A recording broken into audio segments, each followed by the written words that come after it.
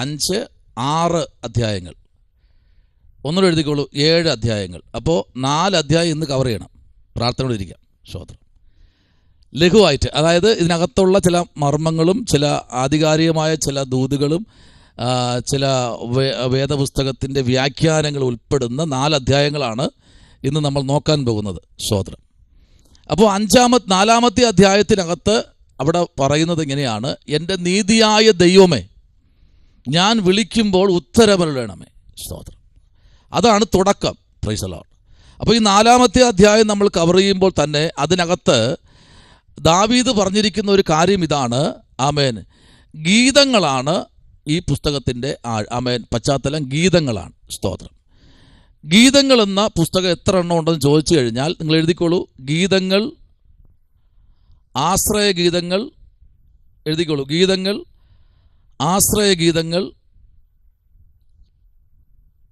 എന്ന് വിളിക്കുന്നത്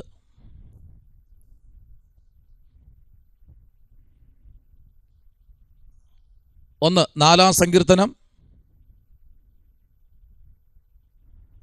2 11-ാം സങ്കീർത്തനം, 3 16-ാം സങ്കീർത്തനം, 4 23-ാം സങ്കീർത്തനം, കോമയിട്ട് പോയാൽ മതി, 27, 62, 63, 131 എന്നിവയാണ് ആശ്രയ സങ്കീർത്തനങ്ങൾ.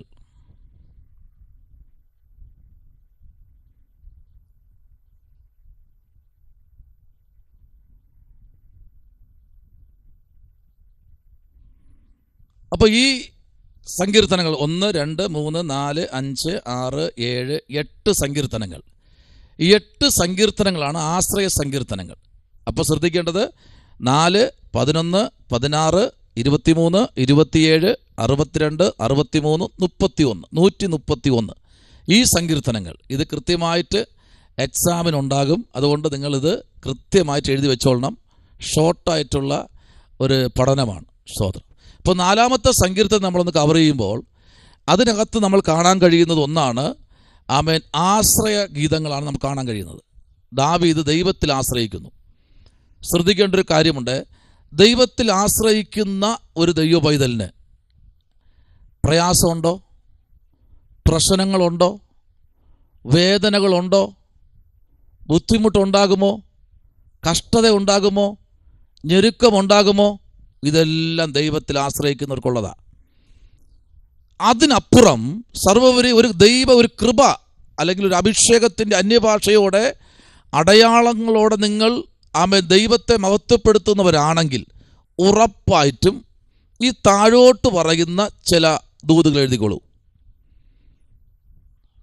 സ്തോത്രം.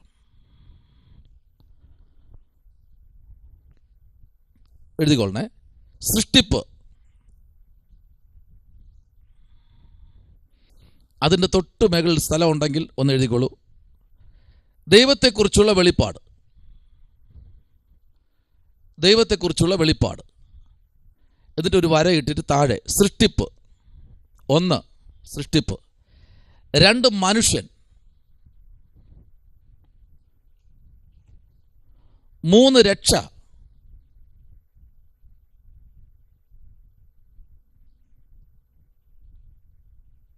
4 പാപം,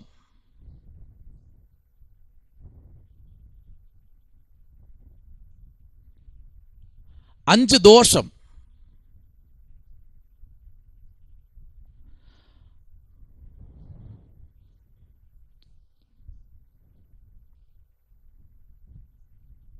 6 ആരാധന,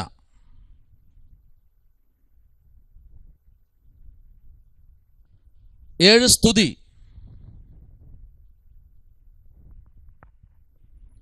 8 പ്രാർത്ഥന,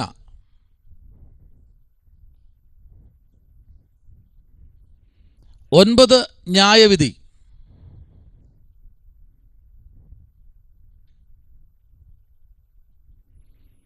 തുടങ്ങിയവ ഇതിലുണ്ട്.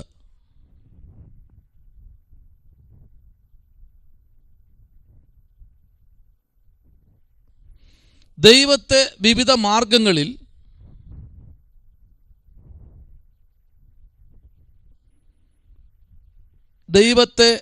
മാർഗങ്ങളിൽ ദർശിക്കുന്നു.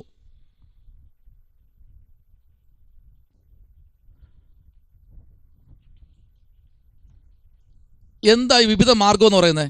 ഈ ദർശിക്കുന്നു എന്ന് പറയുമ്പോൾ ചിലർ മുഴങ്കാലിലിരുന്ന് ദൈവത്തോട് പ്രാർത്ഥിച്ച് കൃപകൾ നേടാറുണ്ട്, ചിലർ നടന്ന് പ്രാർത്ഥിക്കാറുണ്ട്, ഇല്ലേ? ചിലർ കസേരയിരുന്ന് പ്രാർത്ഥിക്കാറുണ്ട്, ഇല്ലേ? ചിലർ ഉരുള് നേർച്ച നടത്താറുണ്ട്, ഇല്ലേ? ചിലർ വഴിപാടുകൾ അർപ്പിക്കാറുണ്ട്, ദൈവത്തെ എങ്ങനെയൊക്കെ പ്രീതിപ്പെടുത്താവുന്നതാണ്. ചിലർ വെടിവെക്കാറുണ്ട്, ചിലർ മുത്തുക്കൂട വാങ്ങിച്ചുകൊണ്ട് പോകാറുണ്ട്, കണ്ടിട്ടില്ലേ? ചിലർ കുറച്ച് അന്നദാനം ചെയ്യാറുണ്ട്, ചിലർ പള്ളിയിൽ കഞ്ഞി പറയാറുണ്ട്, ഞാൻ ഇന്ന് കഞ്ഞി വയ്ക്കാം. ഒരുപാട് കാര്യങ്ങൾ ഇതിനകത്തുണ്ട്. നോക്കൂ, എന്താണ് അടുത്ത കാര്യം? ഒന്ന്, ദുർഗം. 2, പാറ.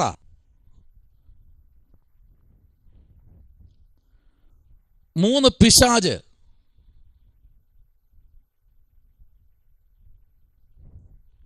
4, ഇടയൻ. 5, പടയാളി.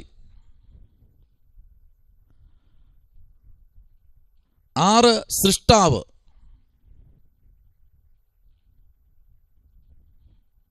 7, ഭരണാധികാരി.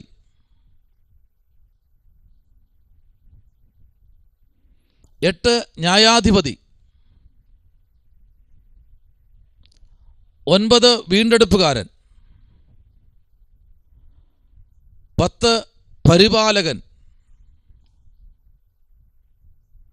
11, സൗഖ്യദായകൻ.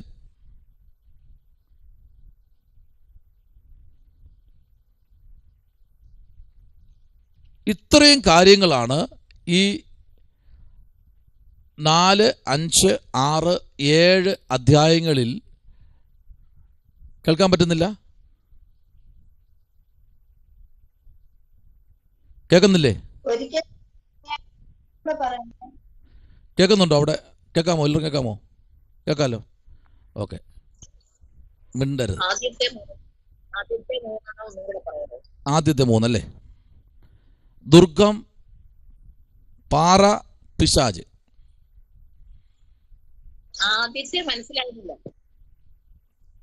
ഫസ്റ്റിലത്തെയാണോ? ഓക്കെ. ദൈവത്തെക്കുറിച്ചുള്ള വെളിപ്പാട് കേട്ടായിരുന്നോ?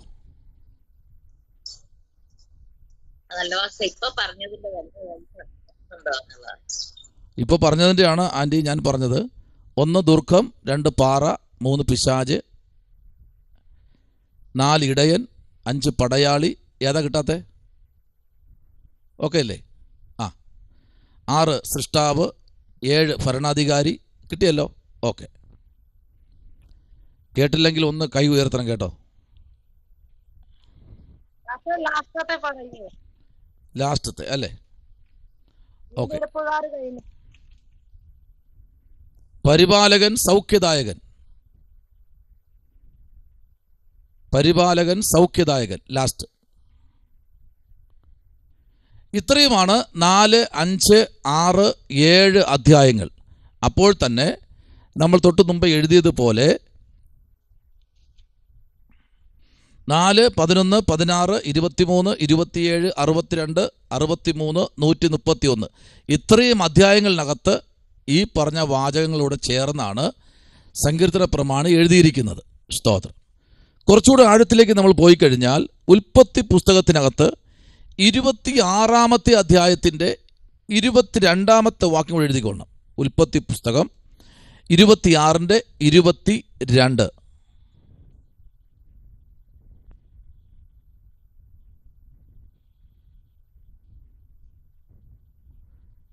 സങ്കീർത്തനം 49-ന്റെ 2.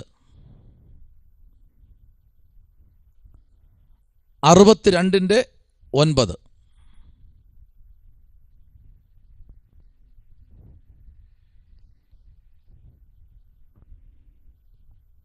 അപ്പോൾ നോക്കണേ, ഈ 4-ാമത്തെ അധ്യായത്തിൽ നമ്മൾ നോക്കുമ്പോൾ ഇതിനകത്ത് ദാവീദ് ദൈവത്തിൻ്റെ സന്നിധിയിൽ വളരെ വളരെ പ്രാർത്ഥനയോടെ എങ്ങനെ ദൈവത്തെ പ്രീതിപ്പെടുത്താം. നമ്മൾ ചിന്തിക്കാറില്ലേ, എങ്ങനെ ദൈവത്തെ പ്രീതിപ്പെടുത്താം? എങ്ങനെ പ്രീതിപ്പെടുത്താം? നല്ലൊരു പള്ളി വെച്ച് കൊടുത്താൽ ദൈവം പ്രീതിപ്പെടുമോ? ദൈവം ഒരു നല്ലൊരു പള്ളി വെച്ച് കൊടുത്തു കഴിഞ്ഞാൽ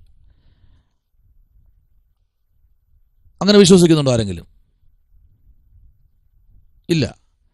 നല്ലൊരു ഡ്രം സെറ്റ് വാങ്ങിച്ച് പള്ളി വെച്ചാൽ ദൈവം പ്രീതിപ്പെടുമോ? ഇല്ല. ദൈവം എന്താ ആഗ്രഹിക്കുന്നത്? ദൈവം എന്താണ് ആഗ്രഹിക്കുന്നത്? സ്തോത്രം.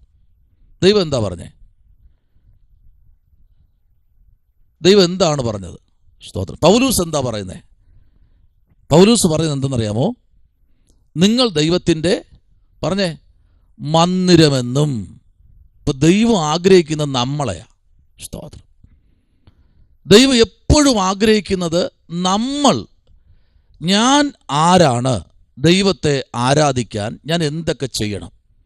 ദൈവം എന്നിൽ ആരാധന പ്രസാദിക്കാൻ ഞാൻ എന്തൊക്കെയാണ് എൻ്റെ ലൈഫിൽ ഞാൻ ചെയ്യേണ്ടത്? സ്തോത്രം. അതിൻ്റെ ആദ്യത്തെ സ്റ്റെപ്പാണ് പ്രാർത്ഥന. അതിന്ന് ഇടിഞ്ഞു കിടക്കുക യാഗപീഠങ്ങൾ. സ്തോത്രം. ഭൗതിക കാര്യങ്ങൾ വേണ്ട എന്നല്ല, വേണം. അതിലുപരി ദൈവം ആഗ്രഹിക്കുന്നത് 23-ാം സംഗീതത്തിൽ എന്താ പറയുന്നത്? യഹോവ എൻ്റെ ഇടയനാകുന്നു. അപ്പൊ ഇടയൻ എങ്ങനെയാ പോകുന്നത്? എങ്ങോട്ടാ പോകുന്നത് ഇടയൻ? ഇടയൻ ഫ്രണ്ടേ പോകും അല്ലേ? അടുത്തെന്താ ആ സംഗീതത്തിൽ പറയുന്നത്? നന്മയും കരുണയും എൻ്റെ ആയുഷ്കാലമൊക്കെ എന്നെ എന്ത് ചെയ്യും? പിന്തുടരും. എവിടെ? നമ്മെ പിന്തുടരുമെന്ന. ഇന്ന് അങ്ങനെയാണോ നമ്മൾ പോകുന്നത്? ആണോ? അങ്ങനെയാണോ? ഇന്ന് ഇടയനെ മാറ്റി നിർത്തി ആടുകൾ മുൻപേ പോകുന്നു. അതുകൊണ്ടാണ് പലപ്പോഴും നന്മയും പ്രാപിക്കാൻ പറ്റുന്നില്ല, പിന്നെ കരുണയും പ്രാപിക്കാൻ പറ്റുന്നില്ല. ദൈവം നമ്മെക്കുറിച്ച് ആഗ്രഹിക്കുന്നത് ഒരു നല്ലൊരു ആത്മീകനെ കുറിച്ചാണ്. ഒരു ആത്മീകയാണ് ദൈവം നമ്മെക്കുറിച്ച് ആഗ്രഹിക്കുന്നത്. അപ്പം പലപ്പോഴും നമ്മൾ വചനത്തിൻ്റെ മുമ്പിൽ ഇരിക്കുമ്പോൾ ചിന്തിക്കേണ്ട ഒരു കാര്യമുണ്ട് കേട്ടോ. നിങ്ങൾ ആ അധ്യായം ഒന്ന് വായിച്ചേ. ആമേൻ. ആ ഉൽപ്പത്തി പുസ്തകം 26-22 വായിച്ചേ. അതിനകത്ത് ആമേൻ മോശ പറയുന്നൊരു ദൂത് നമുക്ക് കേൾക്കാം. 26-ാമത്തെ അധ്യായം അതിൻ്റെ 22-ാമത്തെ വേദാംശത്തിലേക്ക് വരാം.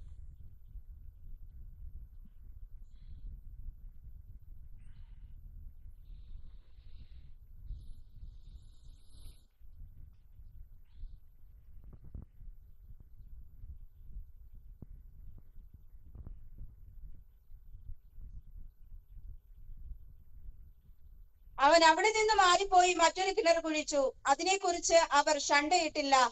യഹോവ ഇപ്പോൾ നമുക്ക് ഇടമുണ്ടാക്കി നാം ദേശത്ത് വർത്തിക്കുമെന്ന് പറഞ്ഞ് അവൻ അതിന് രഹോബോത്ത് എന്ന് പേരിട്ടു.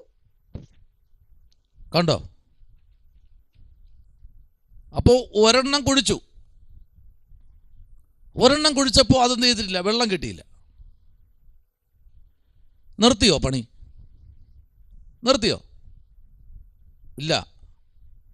പിന്നെയും കുഴിച്ചു. നമ്മളെന്താ ഒരു വിഷയത്തിന് വേണ്ടി ഒന്ന് പ്രാർത്ഥിക്കും, അടുത്ത് പിന്നെയും പ്രാർത്ഥിക്കാനായി ഇരിക്കണം. അത് ലഭിച്ചു എന്ന് ആമേൻ അറിയുന്നത് വരെ നമ്മൾ അതിൻ്റെ മുമ്പിൽ ഇരിക്കേണ്ടത് ഏറ്റവും അത്യാവശ്യമാണ്.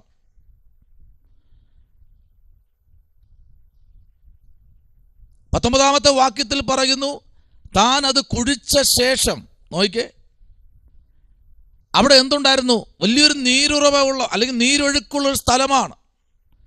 എന്തുകൊണ്ടാണ് വെള്ളം കിട്ടാത്തത്? എത്ര കോടി ഉറവ ഈ ഭൂമിക്കടി ഉണ്ടെന്നറിയാമോ? ഞാൻ പഠിപ്പിച്ചതാ. എത്ര കോടി ഉറവയുണ്ട് ഈ ഭൂമിക്കടിയിൽ? എത്ര കോടി ഉറവ ഈ ഭൂമിക്കടിയിലുണ്ട്? ഞാൻ പഠിപ്പിച്ചതാ.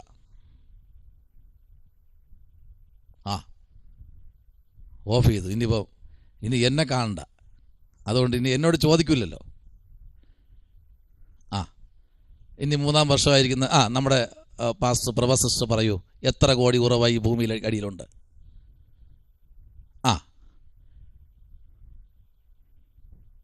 എന്നെ നോക്കിക്കൊണ്ടിരിക്കുകയാണല്ലേ.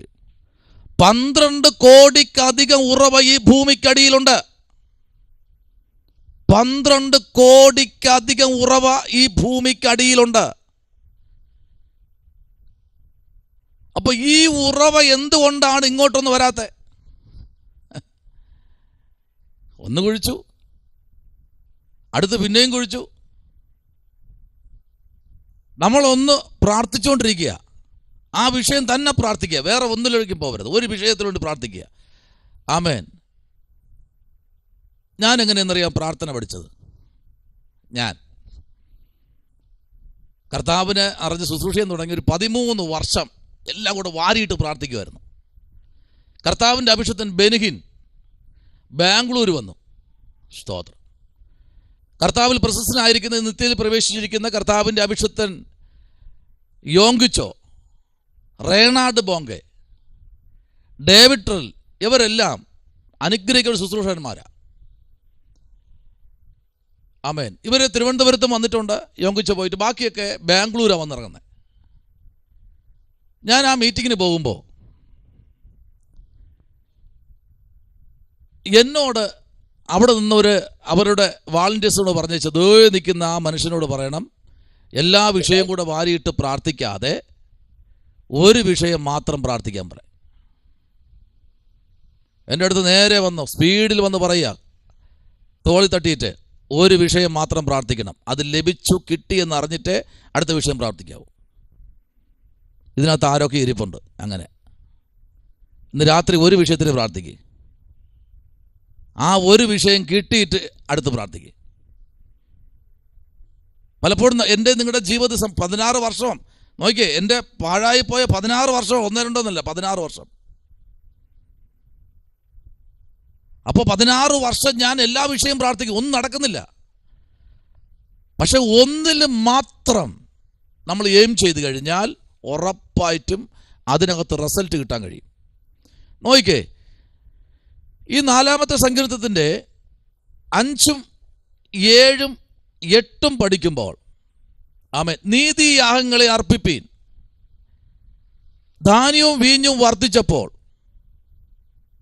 ഞാൻ സമാധാനത്തോടെ കിടന്നുറങ്ങും. Price the Lord.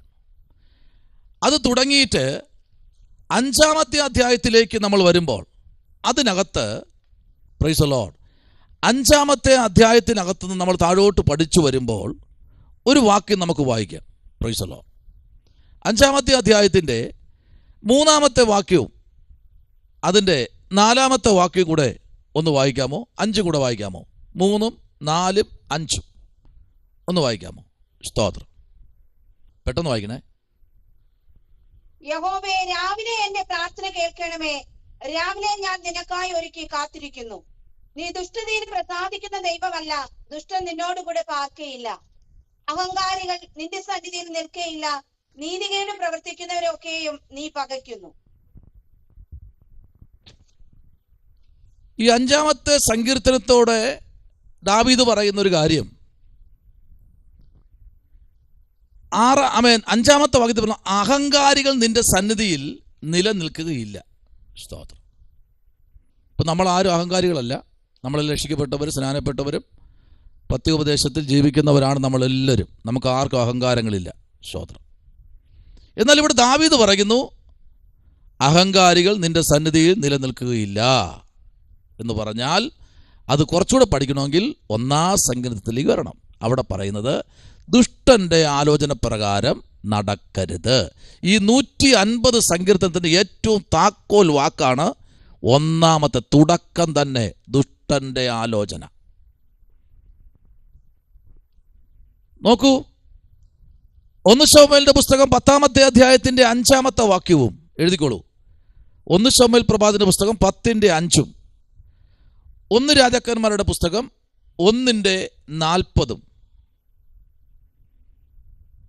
യെശയ്യാവിന്റെ പുസ്തകം 30-29. അവിടെ ഇങ്ങനെയാണ് വായിക്കുന്നത്, യഹോവേ, എൻ്റെ വാക്കുകൾക്ക് ചെവി തരേണമേ. അപ്പൊ ഈ മൂന്ന് പുസ്തകത്തിനകത്ത് നിന്ന് അടർത്തിയെടുക്കുന്ന ഒരു ഭാഗം എൻ്റെ വാക്കുകൾക്ക് എന്ത് ചെയ്യണം? ശ്രദ്ധ തരണമേ, അല്ലെ ചെവിക്കൊള്ളണമേ, ചാഞ്ഞു വരയണമേ, എന്നോടൊന്ന് ഇടപെടണമേ. സ്തോത്രം. പലപ്പോഴും നമ്മുടെ പ്രാർത്ഥനകളും നമ്മളുടെ പഠനങ്ങളും ഒക്കെ ഒന്ന് വായിച്ചുകൊണ്ടിരിക്കുമ്പോൾ ആ പേജ് ഒന്ന് മറിഞ്ഞാൽ പോലും നമ്മൾ അറിയുന്നില്ല. അത് പിന്നെ ആ ഒരു പേജ് മറിഞ്ഞ് അത് മുതൽ വായിക്കും. അപ്പോൾ ആദ്യം വായിച്ചത് തീർന്നേ, അപ്പം അല്ലെങ്കിൽ ആദ്യം പ്രാർത്ഥിച്ചെന്ന വിഷയം വിട്ടു. അപ്പോൾ എന്താ ചെയ്യേണ്ടത്? പ്രാർത്ഥനാ സമയത്ത് നമ്മുടെ മൊബൈലൊക്കെ എന്ത് ചെയ്യണം?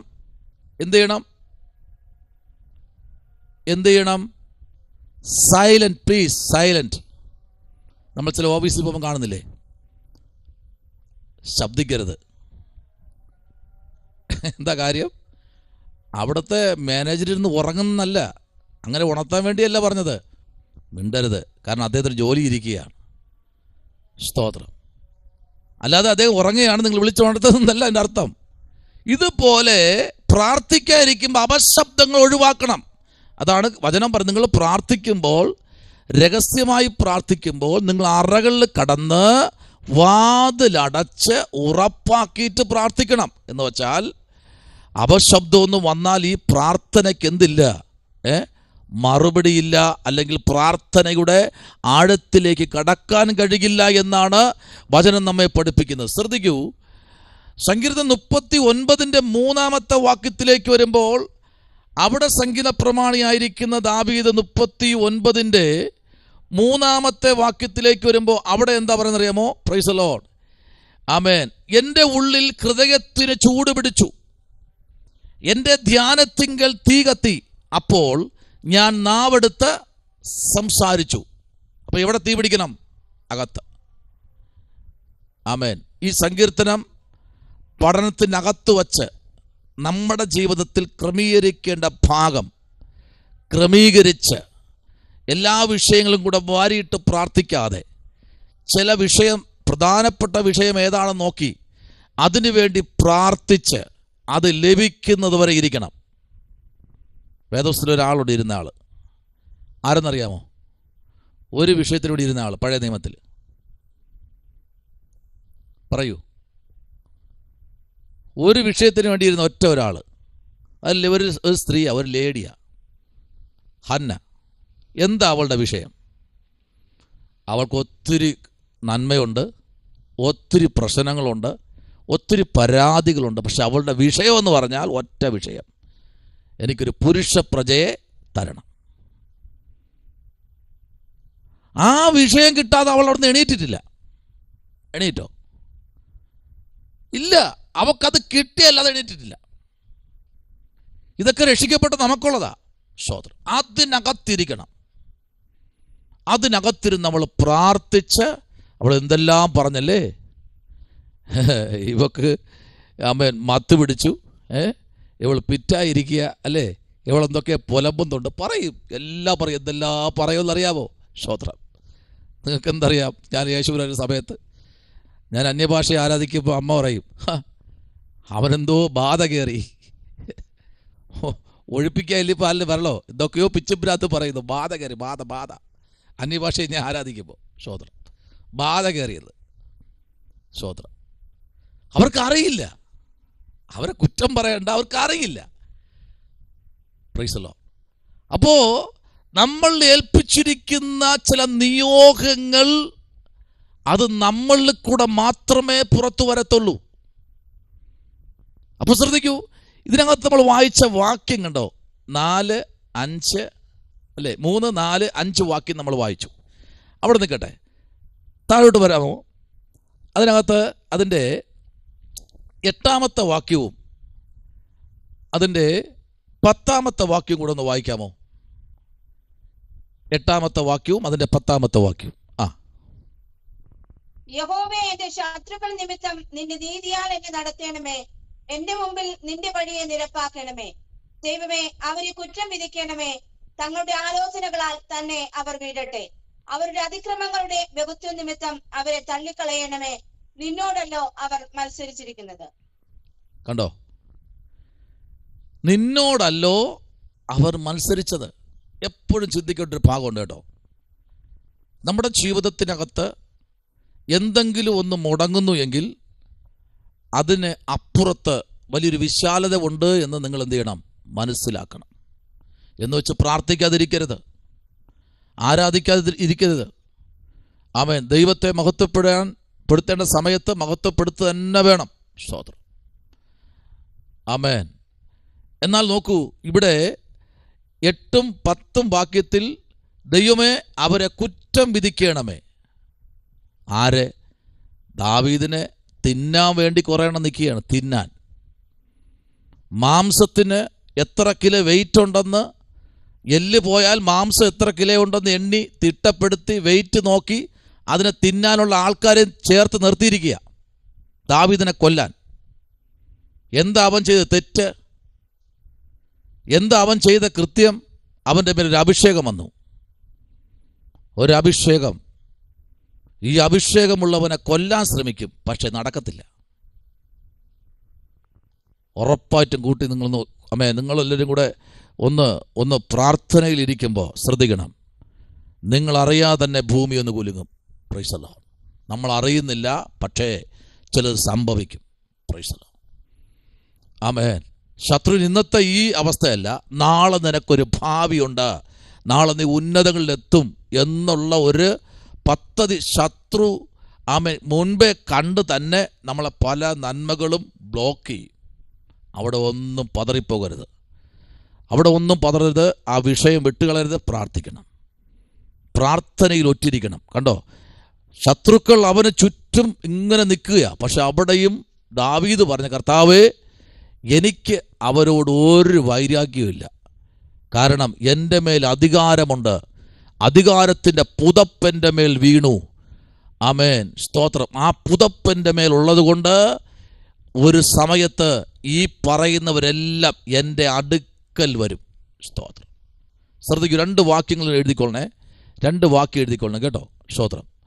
ആമേൻ. സങ്കീർത്തനം 27:11, 23:3, 25:4, 5,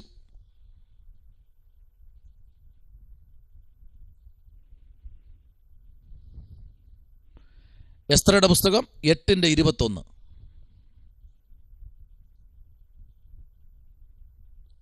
യെശയ്യാവ് 24:6, 2 ശമൂവേലിന്റെ പുസ്തകം 15:31,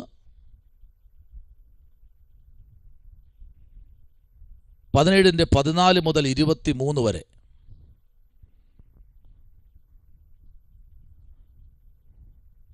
ഇപ്പൊ ദാവീദിനെ എല്ലാവരും കൂടെ ചുറ്റി വളഞ്ഞ് നിർത്തി ദാവീദിനെ കൊല്ലാനുള്ള പദ്ധതി ഒരുക്കുമ്പോൾ വായിച്ച് അതിൻ്റെ 12ാമത്തെ വാക്യം ഇങ്ങനെ പറയുന്നു, യഹോവേ നീ നീതിമാനെ അനുഗ്രഹിക്കും. സ്തോത്രം. കണ്ടോ, അവൻ തിരിച്ചു പറഞ്ഞെങ്കിൽ ഈ അനുഗ്രഹമൊന്നും അവന് കിട്ടത്തില്ല. Price the lord.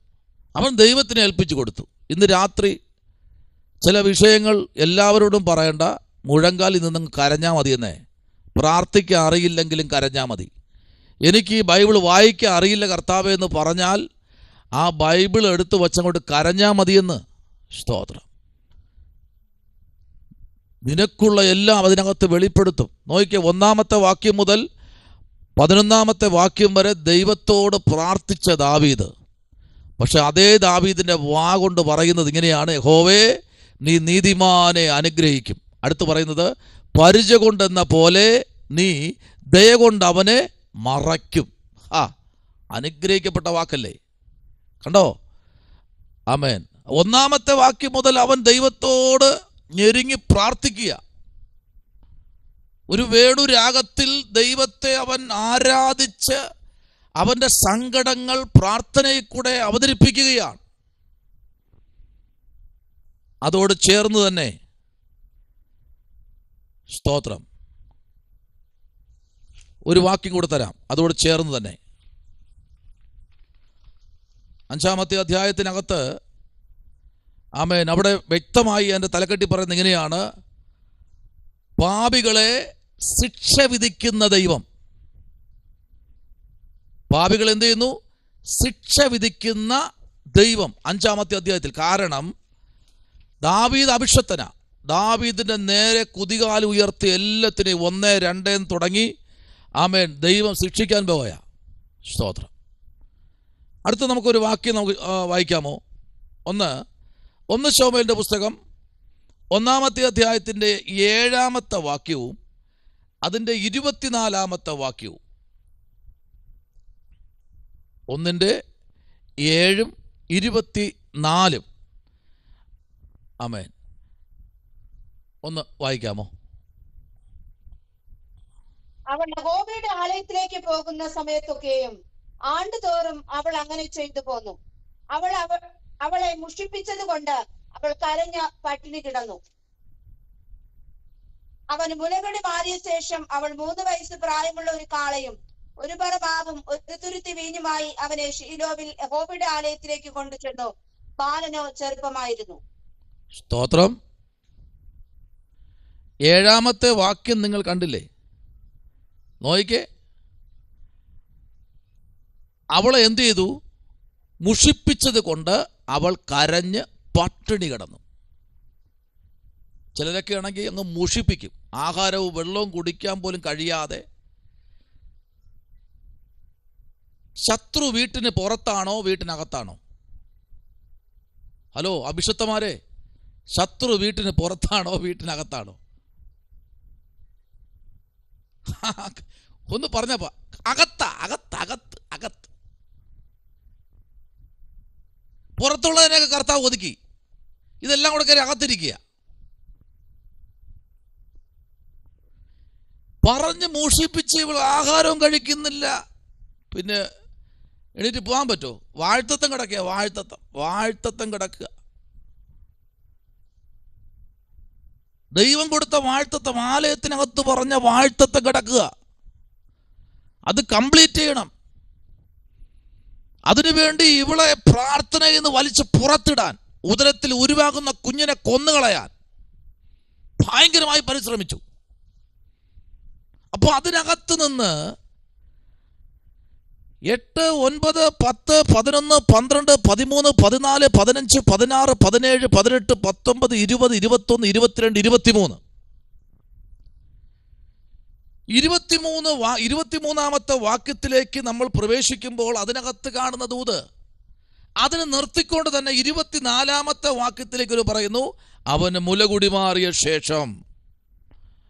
ആമേൻ. കണ്ടോ? അപ്പൊ കുഞ്ഞ് ജനിക്കുന്നതിന് തൊട്ട് മുമ്പ് എവളെ തകർത്ത് കളയാനുള്ള പദ്ധതി ഒരുക്കി. അപ്പോൾ എന്താ അവിടെ നഷ്ടപ്പെട്ടതെന്നറിയാമോ? ഇവളെടുത്ത് പോരടിച്ചതൊന്നും, ഈ അഭിഷേകത്തിൻ്റെ അടുത്ത് പോരടിച്ചതൊന്നും എന്ത് ചെയ്തിട്ടില്ല.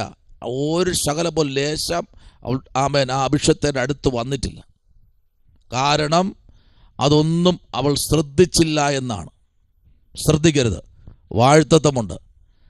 ആമേ ദീർഘദൂര യാത്ര ചെയ്യേണ്ടതാ. ദേ നോയിക്കേ 12-ാം വാക്യം.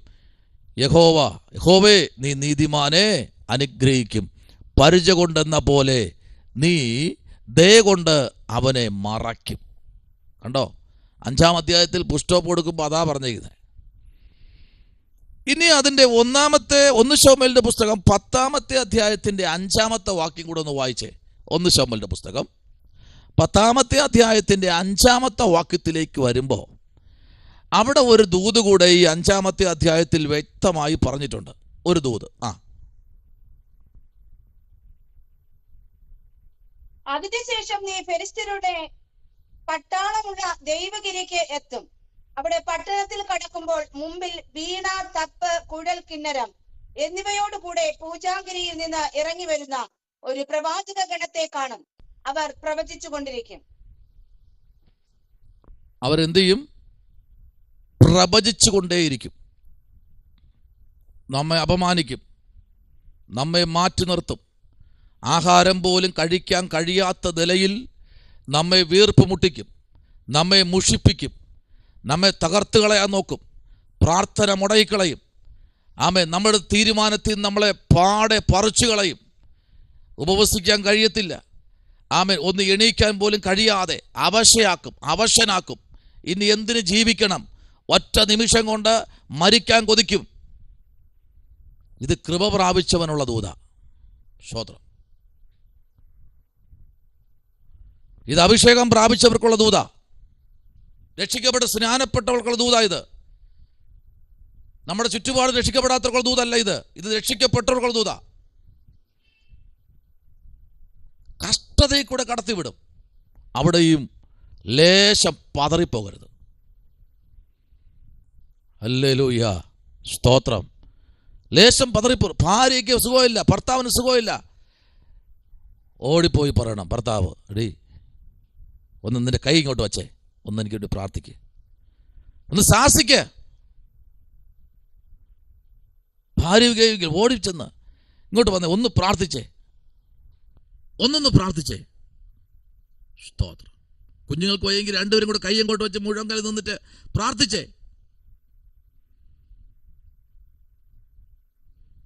രണ്ടുപേരും മുഴങ്കാലി നിന്നിട്ട് പറഞ്ഞു, കർത്താവ് നീ തന്നതാണെങ്കിൽ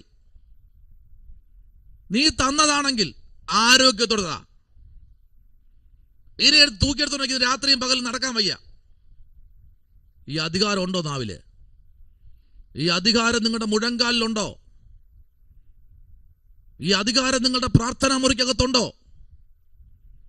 ഈ അധികാരം നിങ്ങളുടെ പ്രാർത്ഥനാ മുറിക്കകത്തുണ്ടോ? നിങ്ങളുടെ വീട്ടിനകത്ത് ഈ അധികാരമുണ്ടോ? ഉറപ്പായിട്ടും നിങ്ങൾ ഒരിക്കലും പരാജയപ്പെടത്തില്ല. സ്തോത്രം.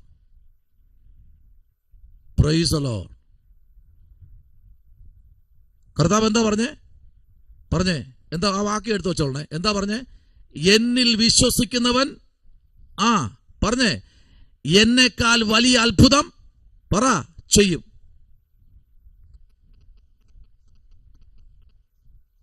യോഹന്നാൻ സുവിശേഷത്തിൽ എന്നിൽ വിശ്വസിക്കുന്നവൻ. ദൈവത്തിൽ വിശ്വസിക്കുന്നവന് ദൈവത്തെക്കാൾ വലിയ അത്ഭുതം ചെയ്യാൻ പറ്റും. അത്ഭുതം തീർന്നു പോയിട്ടില്ല കേട്ടോ. 26-ലും അത്ഭുതം തീർന്നിട്ടില്ല. അത്ഭുതം തീരത്തില്ല. അത്ഭുതം തീർന്നു പോകത്തില്ല. ദൈവത്തിൽ വിശ്വസിക്കുന്നവൻ മരിച്ചാലും എന്ത് ചെയ്യും? ജീവിക്കും കോടാനുകോടി യുഗം. ഇവിടെ നമുക്ക് കമ്മലും മാലയും ആമേൻ കാലില് കൊലുസും നെറ്റിപ്പട്ടോ ഒന്നും ഇവിടെ ഇല്ല. പക്ഷെ അവിടെ ചെല്ലുമ്പോ നടപ്പാതെ തന്നെ സൂര്യകാന്തമാണ്. സ്വച്ഛ പടിക തുല്യ തങ്ക നിർമ്മിതമായിരിക്കുന്ന ബിൽഡിങ് നമുക്ക് തരുന്നത്. അയ്യോ എനിക്ക് വേണ്ട ഇത് എനിക്ക് വേണ്ട എന്ന് പറയാൻ പറ്റുമോ? അവിടെ ഇരിപ്പുണ്ട്. 10 പൊൻകച്ച ധരിച്ച ഒരുത്തൻ ഇരിപ്പുണ്ട് അവിടെ സിംഹാസനത്തിൽ. പൊൻകിരീടം ധാരികളായ മൂപ്പന്മാരിപ്പുണ്ട് അവിടെ. ആർക്ക് വേണ്ടിയാ? നമ്മൾ ഇന്നെല്ലാം ഇവിടെ വേണ്ട എന്ന് പറയുന്നതിലെല്ലാം അവിടെ നമുക്ക് ഇരട്ടിയായി തരുമെന്ന് ഉറപ്പാണ്. ഇറങ്ങി ഓടാൻ കഴിയില്ല. നമുക്ക് വേണ്ടി വച്ചിരിക്കുന്ന വീടുകൾ, നമുക്ക് വേണ്ടി പണിതുകൊണ്ടിരിക്കുന്ന ബിൽഡിങ്ങുകൾ ഇവിടെ കഷ്ടം അനുഭവിക്കുന്ന നമുക്കുള്ളതാ. ഇവിടെ പലയിടത്തും നമ്മളെ മാറ്റി നിർത്തുന്നില്ലേ? നമുക്കുള്ളതാ, എനിക്കുള്ളതാ. ആമേൻ. ചൂണ്ടിക്കാണിക്കാൻ നമുക്ക് വീടില്ലെങ്കിലും ഹല്ലേലൂയ നമുക്കൊരു വീടുണ്ടെന്നേ. സ്തോത്രം. Hallelujah, price the Lord. കഴിഞ്ഞ ദിവസം എന്നോട് ചോദിച്ചു, മരിച്ച നിന്നെ അവിടെ കുഴിച്ചിടുമെന്ന് ചോദിച്ചു. അപ്പം ഞാൻ ചോദിച്ചു, ഞാൻ മരിക്കുമോ? ഞാൻ മരിക്കുമോ? നിന്നെ കുഴിച്ചിടണ്ടേ? സ്തോത്രം. പിന്നെ ഉറപ്പായിട്ടും മരിച്ചു കഴിഞ്ഞാൽ കുഴിച്ചിട്ടേ പറ്റൂ. ഇപ്പോൾ ഭയങ്കര സംവിധാനങ്ങളില്ലേ അല്ലേ? നമ്മുടെ അഭിഷക്തന്മാരെ ഭയങ്കര സംവിധാനം. 1 മിനിറ്റ് കൊണ്ട് എൻ്റെ അമ്മയുടെ ബോഡി ആമേൻ ഇങ്ങോട്ട് ഇങ്ങനെ തള്ളി ആ ഗ്രൈനിലോട്ട് അകത്തോട്ട് അടുപ്പിലോട്ട് വിട്ടപ്പോൾ തന്നെ അതിനകത്തുനിന്നൊരു തീഗോളം വന്നവരുടെ ശരീരത്തിലേക്ക് വീണു. തീഗോളം. സ്തോത്രം. അപ്പോൾ നമ്മുടെ ശരീരം പെട്ടെന്ന് തീയുമായിട്ട് ലയിച്ചു തരും. ഇതൊരു ബോംബാ. ഈ ശരീരം ഒരു ബോംബാണ്. സ്തോത്രം. കരിമരുന്ന്, ഇത് കരിമരുന്ന്. തീയിൽ കണ്ടു കഴിഞ്ഞാൽ അപ്പോഴ് സ്ഫോടനം ഉണ്ടാകും. ഞാൻ നോക്കി നിൽക്കുമ്പോൾ സെക്കൻഡുകൾക്കുള്ളിൽ ഒരു ഷട്ടർ വന്നങ്ങ് അടഞ്ഞു. 3 മിനിറ്റ് ആയപ്പോൾ ചോദിച്ചു, എല്ല് വേണോ, ഏത് ഭാഗമാണ്, തലയോട്ടി വേണോ, ഏത് ഭാഗം വേണം എന്ന് ചോദിച്ചു. അവന് ഒരു ഭാഗവും വേണ്ട. കോവിഡ് ആയിരുന്നല്ലോ മരിച്ചപ്പോൾ, അതുകൊണ്ട് വീട്ടിൽ കൊണ്ടുപോകാൻ തരത്തില്ല. അന്നാ ഞാൻ യഥാർത്ഥമായി കാണുന്നത് ഒരു മനുഷ്യൻ്റെ ശരീരത്തിൽ തീ പിടിക്കുന്നത്. സ്തോത്രം. ഒരു അരമണിക്കൂർ എനിക്ക് ഓർമ്മയൊന്നുമില്ലായിരുന്നു. ഒറ്റ നിപ്പങ്ങ് നിന്നു. സ്തോത്രം. ഒരു വലിയൊരു മരത്തിൽ വന്ന് ആരെങ്കിലും പിടിച്ചു കഴിഞ്ഞാൽ മരം അനങ്ങോ? എങ്കിൽ ഞാനും അനങ്ങും. എൻ്റെ അടുത്തു നിന്നവരെല്ലാം ഓടിക്കളഞ്ഞു. സ്തോത്രം. ഒരു കാര്യം പറയട്ടെ, ആമേൻ, ഈ ശരീരമെന്ന് പറഞ്ഞ കർത്താവിൻ്റെ മന്ദിരമാണ്. സ്തോത്രം. ഇതിനെ നശിപ്പിക്കാതെ നമ്മൾ സൂക്ഷിക്കുകയാണെങ്കിൽ ഉറപ്പായിട്ടും ഇതിനൊരു വീണ്ടെടുപ്പുണ്ടെന്നേ. സ്തോത്രം. അതാണ് ഇവിടെ പറഞ്ഞത്. ഇത്രയും അവളെ പേടിപ്പിച്ച് വിരട്ടി അവളെ ആകപ്പാടെ ആമേൻ വിഷയമുണ്ടാക്കി. അതെങ്ങനെ ആഹാരം കഴിക്കാത്ത കാര്യം എന്നറിയാമോ? അതിൻ്റെ മേളത്തുനിന്ന് വായിച്ചേ, 4-ാമത്തെ വാക്യം ഒന്ന് വായിച്ച്, 4-ാമത്തെ വാക്യം ഒന്ന് വായിച്ച്, 4-ാമത്തെ വാക്യം.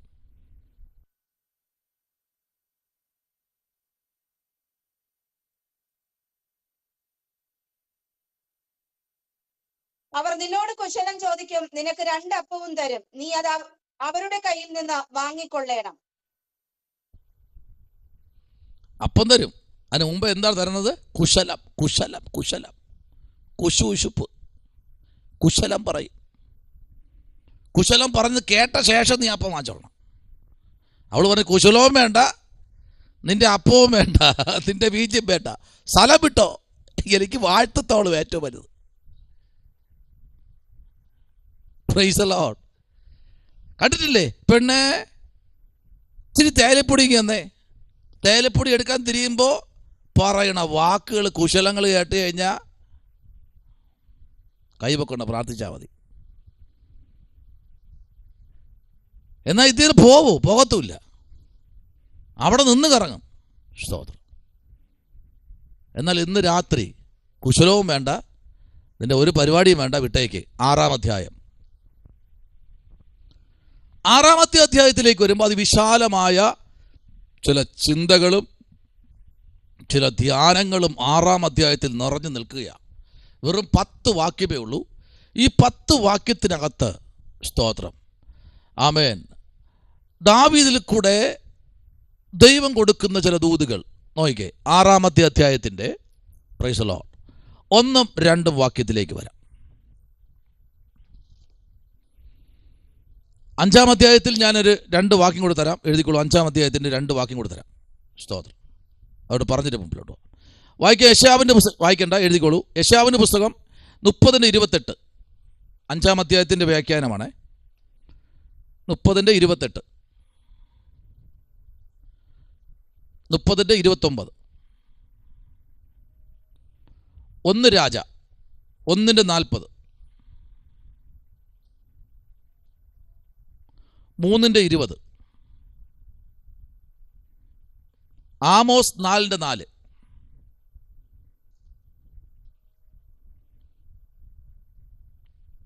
ലേവ്യ പുസ്തകം 1:8 മുതൽ 12 വരെ.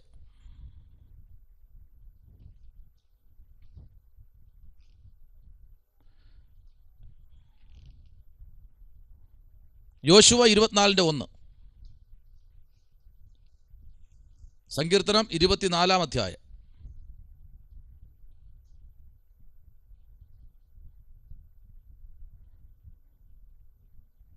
സങ്കീർത്തനം 18:5, 2 ശമൂവേൽ 22:5-6, യിരെമ്യാവ് 5:15.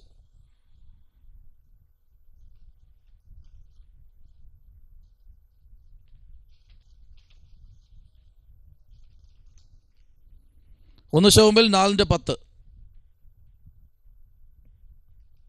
2 ശമൂവേൽ 11:17,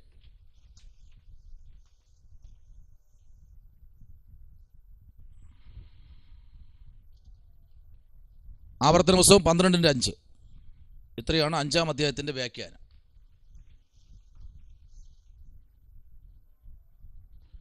ഇനി 6-ാമത്തെ അധ്യായത്തിലേക്ക് വരാം. 6-ാം അധ്യായത്തിന് ഹെഡിങ് എഴുതിക്കോളൂ.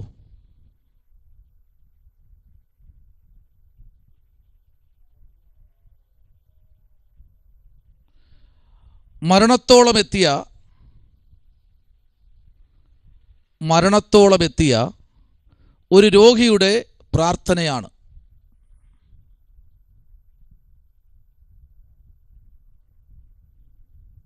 ഒരു രോഗിയുടെ പ്രാർത്ഥനയാണ്.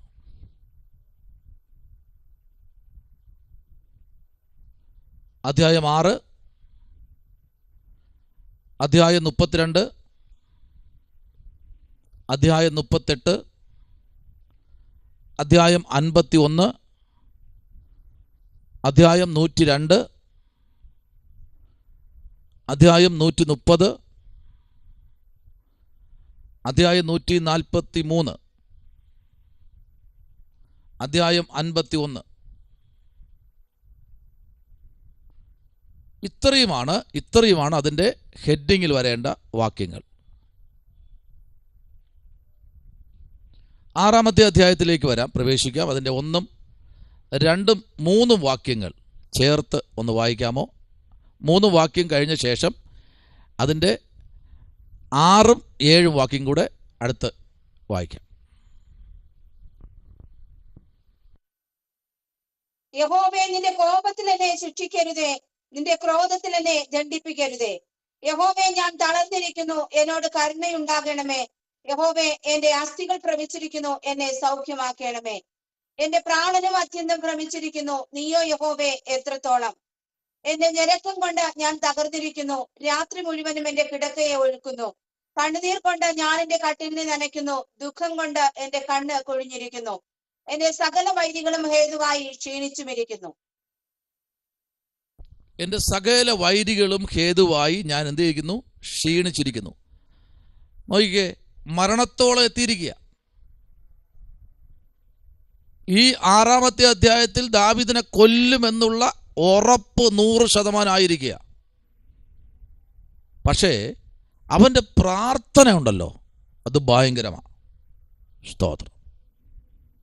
തീരുമാനം കണ്ടോ? ദൈവമേ, ദൈവത്തിന് എല്ലാം ചെയ്യാൻ കഴിയും. ഇന്ന് രാത്രി ഇതിനകത്ത് ആരോടൊക്കെ ദൈവം പറയുന്നു, ദൈവത്തിന് അസാധ്യമായതൊന്നുമില്ല. അഭിഷക്തന്മാരെ, ശത്രു എത്ര പ്രബലനാണെങ്കിലും,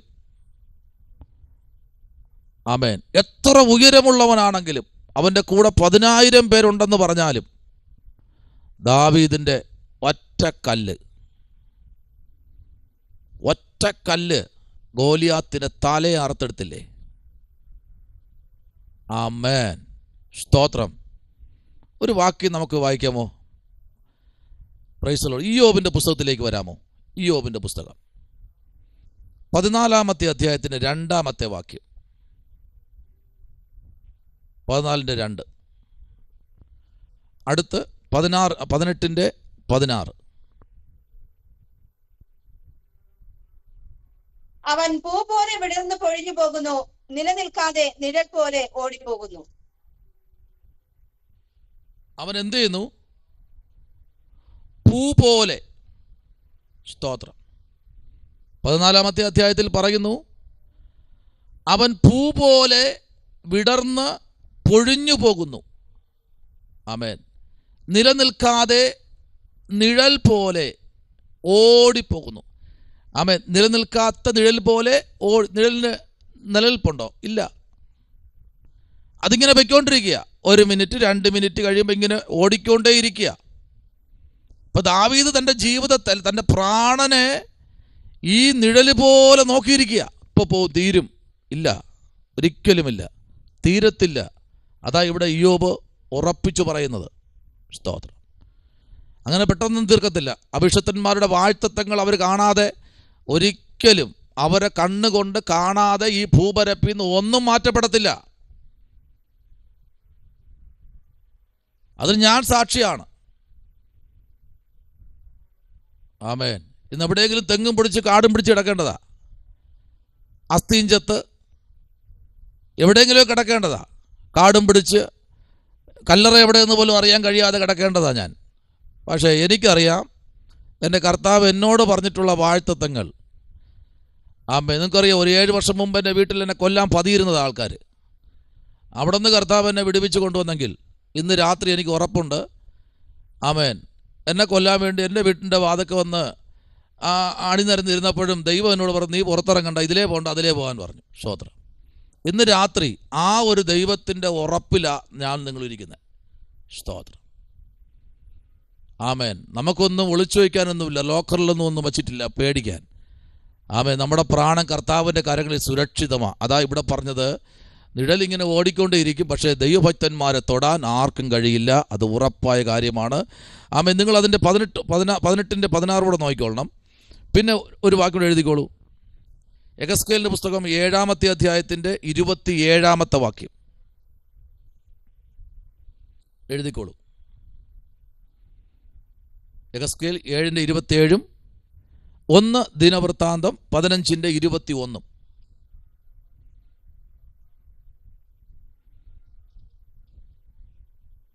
ഇത്രയും എഴുതി നമുക്ക് ഇന്നത്തെ. അപ്പോൾ നമ്മൾ 4-ാമത്തെ അധ്യായം, 5-ാമത്തെ അധ്യായം, 6-ാമത്തെ അധ്യായം നമ്മൾ പറഞ്ഞ് നമ്മൾ നിൽക്കുന്നേ ഉള്ളൂ. ആമേൻ. നമ്മൾ വായിച്ച വാക്യം